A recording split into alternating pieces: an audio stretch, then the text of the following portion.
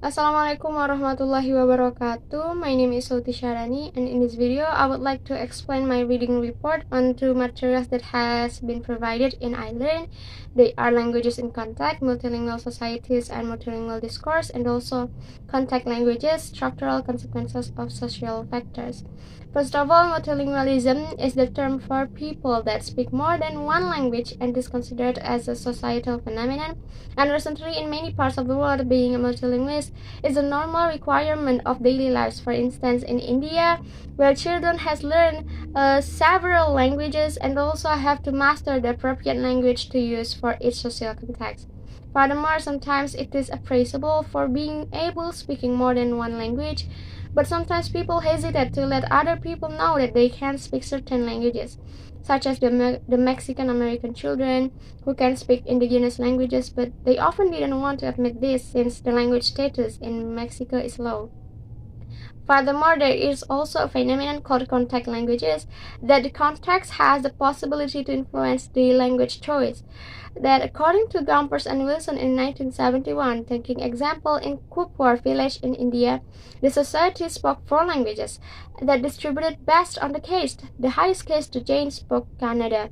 The lowest caste spoke Marathi. People in different castes also needed to speak to the Telugu-speaking rope makers. So as I have mentioned before, that there are also some parts of world that looking down to people who speak multilingual or several languages.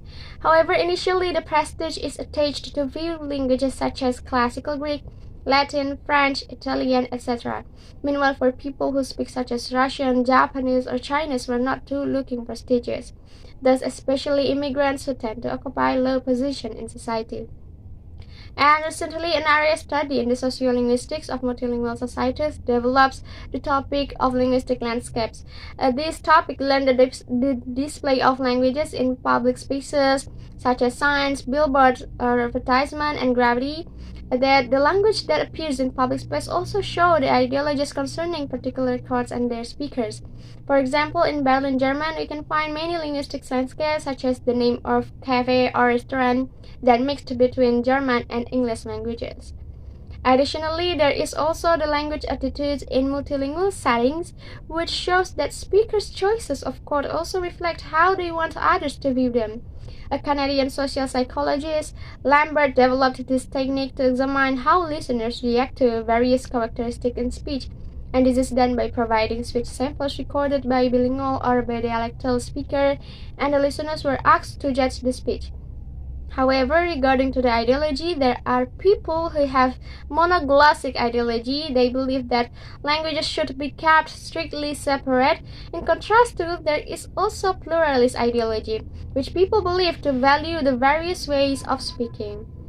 There is also the glossia term. It is used to describe a situation in which there are 2 distinct codes with clear functional separation. In each situation, there is a high variety marked by each letter of language, and also the L variety or low variety that is marked by L letter.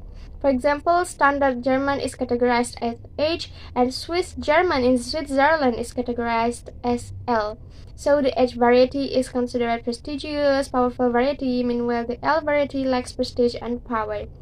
In addition, in multilingual discourse, a term code switching exists, which refers to the phenomenon of speakers that they may decide to switch one code to another code or to mix codes even in very short utterances.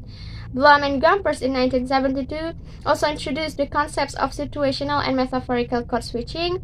Situational code switching occurs when the language is used to change according to the situation, and metaphorical code switching is the choice of code carries symbolic meaning that fits the message.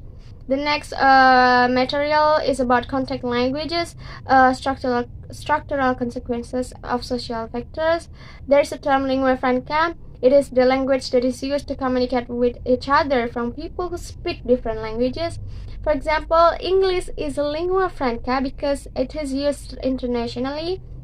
Regarding to other terms, there are Pidgin and Creole languages, but initially linguists used superstrate and substrate terms. The superstrate is the socially, economically, and politically dominant language in the multilingual society. Meanwhile, substrate is the native languages which provides some vocabulary, phonological systems, and grammatical structures. Pigeons language are the language that is created by humans in the situation where they have no common languages other than substrate. This system defined through language by a program hypothesis that proposed by Bickerton.